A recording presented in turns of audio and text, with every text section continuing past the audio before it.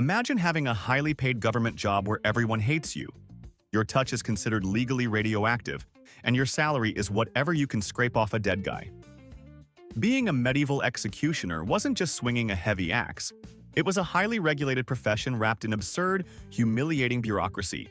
Today, we are exploring the strict, twisted guidelines that governed history's ultimate outcasts. You are about to discover the darkest corporate handbook ever written. 1. You were legally radioactive to regular citizens.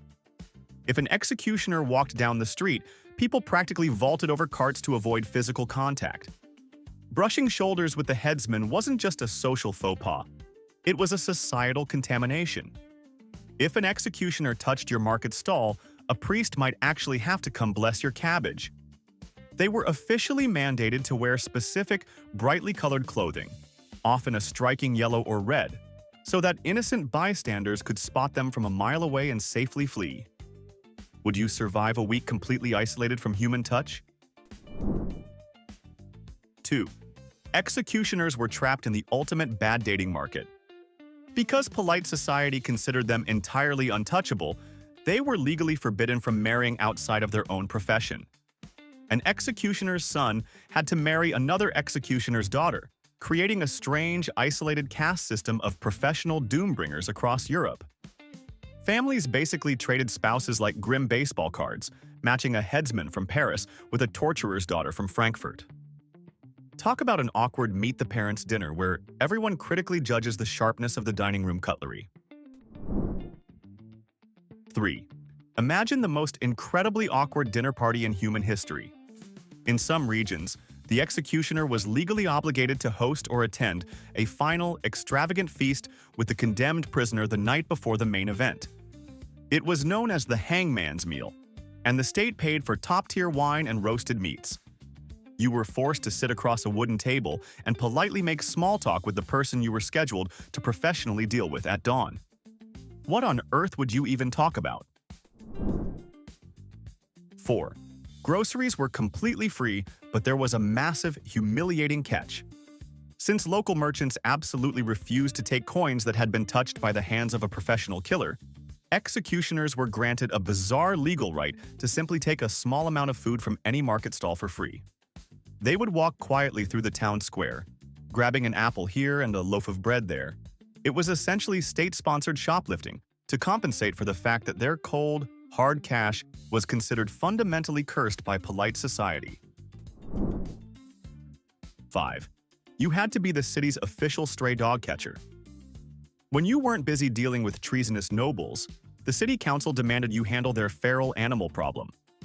Executioners were legally required to round up stray dogs, manage the removal of dead livestock from the cobblestone streets, and occasionally clean out the public cesspits. It was a completely absurd demotion in status. Imagine spending Tuesday acting as the terrifying masked hand of royal justice, and Wednesday awkwardly chasing a mangy terrier through a muddy alleyway. 6. Ironically, they were legally permitted to act as local doctors. Because executioners spent so much time studying human anatomy to perform their primary jobs efficiently, they were widely recognized as the absolute best bone setters and surgeons in town. People who would aggressively spit on an executioner in the morning would secretly knock on his back door at midnight to fix a dislocated shoulder or buy exotic ointments made from animal fat. Would you honestly trust a professional executioner to be your primary healthcare provider?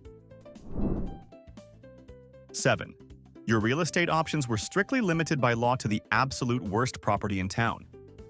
Executioners were legally mandated to live completely outside the city walls, usually right next to the local leper colony, the brothels, or the smoldering garbage dump. They were the ultimate outcasts, forbidden from sharing a zip code with decent society.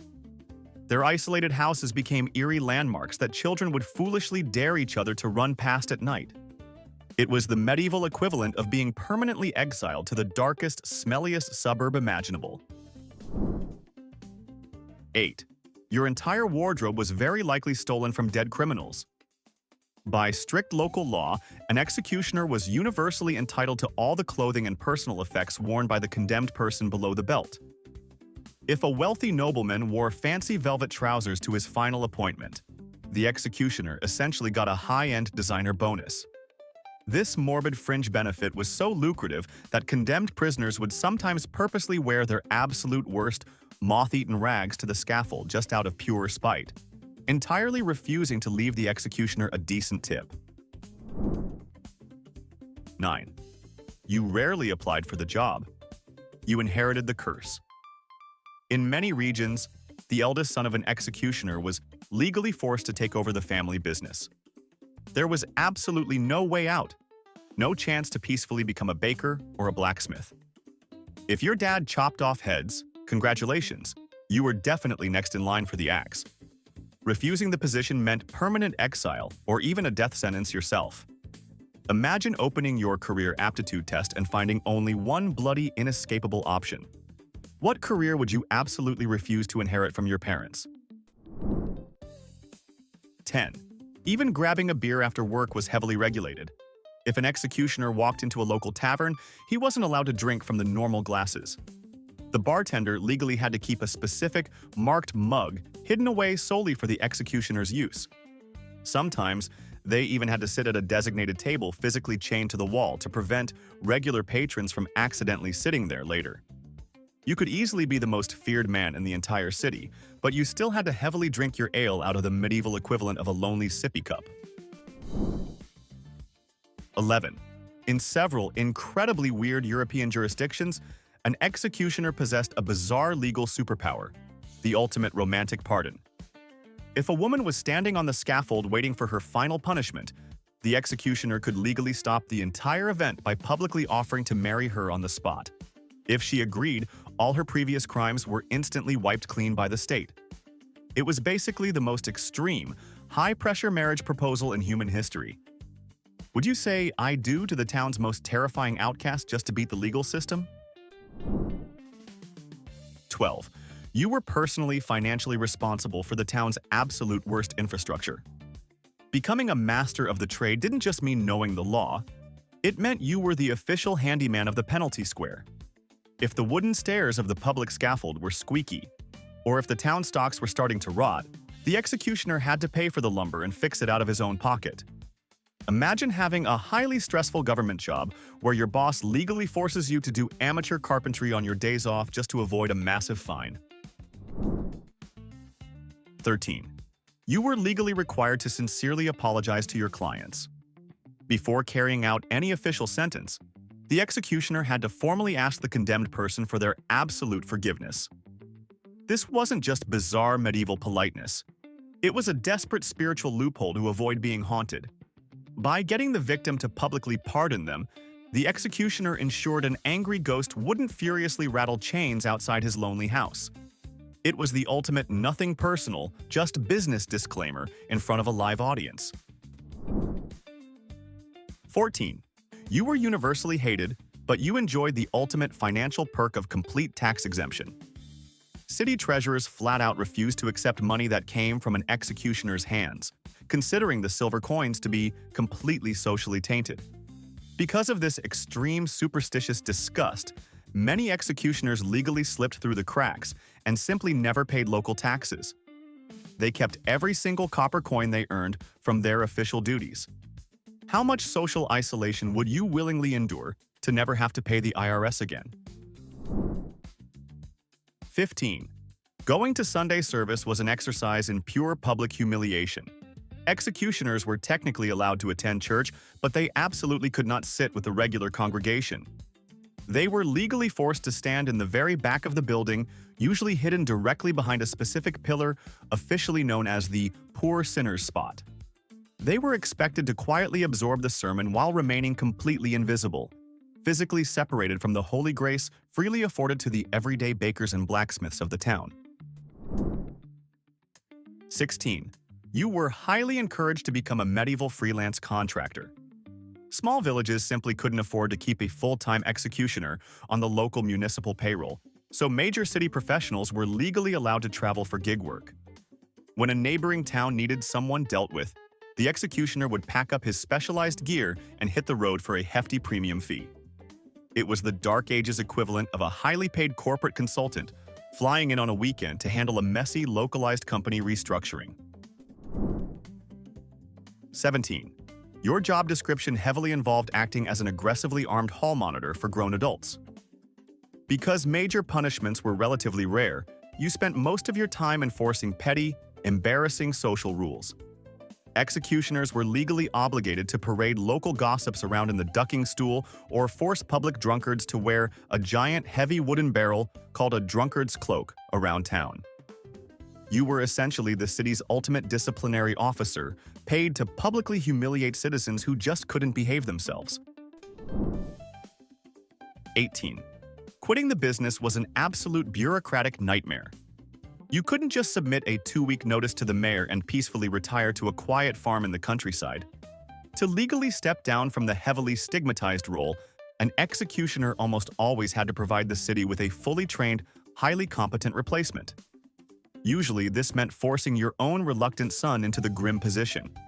If you had no male heir to take the fall, you were essentially chained to the heavy responsibilities until your physical strength simply gave out. 19. You served as the city's official, terrifying bouncer. When a criminal's punishment was banishment rather than a permanent sentence, the executioner was legally responsible for the eviction. You had to physically march the exiled person to the city gates, dramatically point at the muddy road, and legally threaten them to never return. It was a highly theatrical display of civic boundaries. Imagine having the authority to literally kick your worst neighbors out of the zip code forever. Which annoying neighbor would you legally banish from your street? 20. You had to respect the ultimate high-stakes game of medieval tag. If a fleeing prisoner somehow slipped from the town guard's grasp and managed to physically touch the heavy wooden doors of a designated church, the executioner legally had to drop everything and back off immediately. This sacred right of sanctuary instantly nullified your municipal jurisdiction. You just had to stand there, completely powerless, awkwardly glaring at the panting criminal who literally beat the legal system by touching a building. Have you ever seen a wilder legal loophole? 21. To become a master executioner, apprentices couldn't just take a multiple-choice test. They had to perform a flawless, high-stakes public assignment as their final practical exam. If you completed your first major swing without fumbling, you got the fancy title and the municipal paycheck. If you hesitated or missed your mark, the massive crowd would literally riot and chase you out of town. Would you survive a job interview where the audience is actively rooting for you to fail? 22. Hollywood lied to you about the spooky wardrobe. By strict medieval law, executioners were completely forbidden from wearing those intimidating black hoods. City councils demanded absolute transparency, meaning the headsman had to show his bare face to the angry crowd. The government wanted everyone to know exactly who was administering justice, forcing the executioner to own his unpopular actions in broad daylight. Imagine having the most universally despised job in the entire city and being legally banned from wearing a disguise to protect your identity. 23. Because they occupied the absolute lowest rung of the social ladder, executioners were often legally forced to manage the city's other dishonorable citizens. In many towns, the headsman was officially appointed as the supreme landlord and tax collector for the local brothels. Since respectable treasury officials refused to deal with the red light district, the heavily stigmatized executioner became a bizarre medieval pimp by municipal decree. Talk about a completely absurd side hustle, heavily mandated by the local government. 24. You weren't just dealing with human criminals, you were the official pest control of the justice system. If a stray pig bit a child or a horse kicked a nobleman, the animal was actually put on a formal legal trial. If found guilty, the executioner was legally obligated to drag the incredibly confused farm animal to the public square and officially carry out its sentence. You could be a highly trained professional, standing in front of a massive crowd, solemnly reading an eviction notice to a convicted goat. 25. You had to follow extremely paranoid architectural rules when doing house calls. If a severe, unspeakable crime occurred inside a home, the building itself was legally declared deeply cursed. When the executioner arrived to clear out the property, he absolutely could not walk through the front door. To avoid permanently tainting the main entrance with dark energy, he was strictly forced to literally smash a hole in the wall or awkwardly drag things out of a second-story window. It was a bizarre, highly destructive form of medieval supernatural hazard control. 26. Your most famous tool of the trade was highly regulated by local blacksmith laws. An official executioner's sword was legally required to have a completely flat or rounded tip. It was strictly designed for wide, heavy swings and mathematically balanced for a single purpose. If you tried to use a standard knight's pointy broadsword, you could be heavily fined or fired. The city essentially demanded you use a highly specialized, incredibly expensive metal paddle, so nobody could ever confuse you with an honorable, combat-ready soldier. 27. You were the medieval equivalent of a bizarre Lucky Charm vendor. Executioners had a highly profitable, totally legal side hustle selling pieces of the scaffold rope to regular citizens. People genuinely believed that carrying a tiny snippet of a hangman's rope in their pocket would bring them incredible luck at the local gambling tables or ward off bad omens. Instead of being chased out of the tavern, you might actually have townsfolk secretly begging you for a frayed piece of hemp. Would you ever carry a morbid souvenir just to win a game of cards? 28. Even in death, you were legally denied a peaceful retirement. Because your career was considered deeply spiritually tainted, the church strictly forbade you from being buried alongside decent citizens in the hallowed graveyard.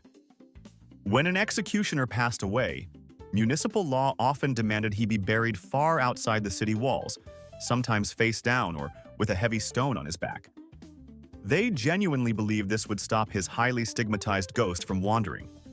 Imagine being a loyal government employee, only to be legally discarded in a muddy ditch forever. 29. Buying fresh groceries was an incredibly awkward, highly regulated ordeal. When the executioner went to the market, he was strictly forbidden from pointing at goods with his bare fingers. To prevent his cursed touch from ruining a merchant's entire inventory, the law required him to carry a special wooden stick. He would stand at a safe distance, awkwardly tapping the specific apples or cabbages he wanted to buy with his designated pointing wand. It was an absolutely humiliating, daily reminder that society viewed him as a walking biohazard. 30. Your work hours were heavily dictated by a deeply superstitious municipal curfew. Executioners were legally banned from wandering the city streets after the sun went down. The Dark Ages were filled with a genuine fear of evil spirits, and town councils believed that a professional killer roaming around in the dark would actively attract demons to the sleeping citizens. You had to finish your grim paperwork, lock your heavy wooden doors, and stay completely out of sight. You were basically a scary medieval teenager permanently grounded by the local mayor. 31.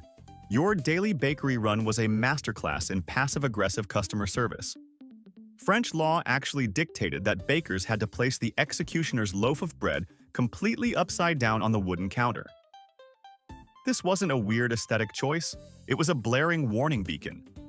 If a regular citizen accidentally purchased the headsman's cursed bread, they believed they were buying a one-way ticket to extreme bad luck. Would you eat an upside-down cursed croissant if it meant skipping the morning bakery line? 32. You were legally required to be the most elegantly accessorized person on the public scaffold. Before picking up the heavy iron tools, many European executioners had to put on a pair of pristine white gloves. This strict sartorial mandate was a clever symbolic legal loophole. The white fabric officially proved to the massive crowd, and supposedly to God, that the headsman was washing his hands of personal malice. You were acting strictly as a neutral tool of the state, just a guy in fancy mittens. 33. Commuting to work came with the ultimate medieval travel perk. When riding between towns for lucrative gig work, the executioner was entirely exempt from paying any annoying bridge or highway tolls. The local toll collectors were so incredibly terrified of the dark spiritual energy attached to the headsman's physical money that they legally had to let him pass for free. The municipal system basically rewarded your deeply horrifying social status with a lifetime of completely free public transit. 34. You were effectively a political ghost permanently haunting the city borders. Despite being a highly paid, critically important government employee, the executioner was legally banned from any normal civic duties. You could absolutely never run for public office, serve on a local jury, or even act as a valid witness in a basic property dispute. The courts happily paid you to carry out their final, harsh verdicts, but they legally refused to trust your word on a simple neighborhood noise complaint. 35. Your primary office equipment had to be heavily branded with morbid poetry. An executioner couldn't just use a blank shiny piece of steel from the local armory. The law required their specialized swords to be elaborately engraved with grim legal warnings, religious verses, or scenes of justice. The state wanted the massive crowd to see that this wasn't a weapon of chaotic war, but a highly regulated instrument of municipal law. It was basically a heavily weaponized medieval bumper sticker. 36. You were legally forced to be the city's most depressing nocturnal landscaper. Because outlaws were strictly forbidden from being buried in the sacred, hallowed ground of the local churchyard, the executioner had to personally dispose of the remains. After a long, physically exhausting day in the public square, he was legally mandated to drag the cart out to a desolate crossroads in the dead of night and dig the grave himself. Talk about an absolutely brutal, uncompensated mandatory overtime shift. 37. Competency wasn't just strongly encouraged, it was a matter of immediate survival for the guy holding the heavy axe. If an executioner failed to finish the job cleanly in a maximum of 3 swings, the local crowd had the unofficial, yet entirely accepted, right to riot and attack him. You simply couldn't afford to have a bad day at the office. If the blade was dull or your aim was just completely off, the mob would literally storm the wooden scaffold to serve immediate justice on the executioner himself. Performance reviews have never been quite so demanding. 38. Your professional gear was treated like a radioactive hazard by the local military. The executioner's heavily customized tools could never, under any circumstances, be stored in the official city armory alongside standard nightly weapons. City laws strictly mandated that the instruments of public punishment be locked away in the headsman's private, isolated home. The glorious, honorable soldiers absolutely refused to let their shiny battle swords casually mingle with your grim items of civic justice. 39. Taking the job required passing the ultimate spiritual liability waiver. Before officially stepping onto the scaffold for the first time, a new executioner had to stand before the mayor and swear a highly complex, terrifyingly specific religious oath. This binding legal contract specifically stated that any sins committed during working hours were the sole spiritual burden of the executioner, permanently absolving the city council from any divine punishment. The mayor essentially used you as a magical human shield. 40. The horrific social stigma didn't just ruin your life, it legally dictated your children's childhood. The sons and daughters of the executioner were often strictly banned from attending the normal town school or playing in the main public square. They were legally required to stick to the shadowy outskirts of town, permanently carrying the heavy, invisible burden of their father's highly unpopular municipal career. Would you be able to handle a highly paid job that actively made your entire family local outcasts? 41. You were ironically considered the most trustworthy government auditor in the entire city. Because the executioner was entirely socially isolated and universally despised, the mayor knew it was completely impossible for local merchants to bribe him. Therefore, in many medieval towns, the headsman was legally appointed as the official inspector of weights and measures.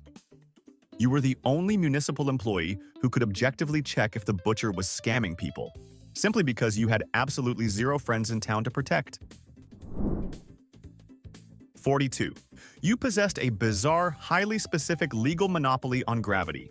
It was officially known as the ladder right. When a condemned individual was walking up the wooden steps to face their final punishment, any piece of clothing, jewelry, or personal property that accidentally fell off their body immediately became the executioner's legal property. But if the item bounced and touched the bare dirt, the city treasurer claimed it. You basically had to hope your wealthy clients were incredibly clumsy on the steep wooden stairs. 43. Getting married was an incredibly sneaky, nocturnal operation. The church completely refused to let the heavy, cursed aura of an executioner ruin the joyful atmosphere of a sunny afternoon wedding. So, if a headsman wanted to legally tie the knot, he was strictly forced to hold the ceremony in the absolute dead of night. You essentially had to break into the local chapel under the cover of darkness, whispering your eternal vows while the rest of the decent, respectable city was fast asleep. 44. You were legally forced to act as the city's official, highly skilled mechanic.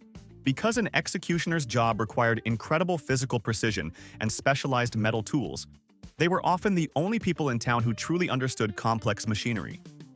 Many local governments legally mandated that the executioner also maintain the giant, complicated astronomical clocks in the town square. Imagine spending your morning carrying out severe municipal justice and your afternoon delicately adjusting tiny brass gears so the mayor wouldn't be late for dinner. 45. You held a strict legal copyright on a specific type of rope knot. The intricate knot used for the public scaffold wasn't just highly functional, it was considered highly classified government property. If a regular sailor, farmer, or merchant was caught tying that exact same knot to secure a wildly flailing boat or a heavy wagon, they could be heavily fined or publicly flogged. You were essentially the sole, legally protected copyright holder of the most terrifying loop of hemp in existence. 46. Public hygiene was completely off-limits to you and your entire family. Going to the communal bathhouse was a normal, highly social event for regular medieval citizens, but the executioner was legally banned from ever stepping inside. The town council genuinely believed his dark, lingering aura would instantly contaminate the warm water and curse anyone who bathed there afterward. If you wanted to wash off the heavy grime of your highly stressful job, you had to haul your own cold water in total isolation. 47. You had the bizarre power to magically curse any vehicle you physically touched. If an executioner's official wooden cart broke down on a muddy road, local law allowed him to immediately commandeer a replacement wagon from any passing farmer. But there was a massive financial catch. Once the headsman touched the farmer's cart, it was considered permanently socially tainted. The city legally had to buy the cart from the incredibly annoyed farmer at a premium price because it was now ruined for decent society. 48. Your wife was subjected to the absolute worst neighborhood watch rules imaginable. The extreme social stigma of the job didn't just target the man holding the heavy tools, it fully infected his entire household. The executioner's wife was legally forbidden from attending local spinning circles, bustling town markets, or normal social gatherings. If she wanted to buy fresh wool or chat with neighbors, she was strictly ignored. Would you take a highly lucrative government contract if it meant your spouse was legally ghosted forever? 49. You were entirely exempt from the basic concept of self-defense. If an executioner was walking home and a drunken citizen decided to throw a rock or start a fistfight, the headsman absolutely could not strike back. Because his hands were legally considered highly regulated weapons of the state, using them in a personal brawl was a massive municipal crime. You were the most heavily armed, physically intimidating man in the entire region, yet you legally had to just stand there and take a punch. Alright, we have covered 49 bizarre items, and there is only one final rule left. But before we reveal number 50, it is time for the final verdict. In our opinion, the absolute craziest regulation from today's list goes to the requirement that executioners legally act as the city's official medical bone setters. Just because the sheer irony of having a professional life-taker serve as your trusted primary healthcare provider is completely absurd. Do you agree with our verdict? Let us know your thoughts in the comments. And now, for our final entry. 50. Death was the only escape, but it came with a terrifying catch for your family. If an executioner unexpectedly passed away, his widow was instantly placed in a brutal legal bind. Local laws often dictated that she had exactly 6 months to marry another active executioner, or ideally, her late husband's ambitious apprentice. If she failed to find a suitable, highly stigmatized match in time, she was permanently evicted from the city limits entirely. Your career essentially held your spouse completely hostage, even from the grave. The life of a medieval executioner was a bizarre paradox of absolute power and agonizing social isolation. They were the hand of justice, yet legally treated as untouchable ghosts. Honestly, could you handle the extreme mental toll of being the town's official executioner? Or would you quit on the very first day? Let us know in the comments. Hit that like button, subscribe for more wild history, and share this with a friend who constantly complains about their boss.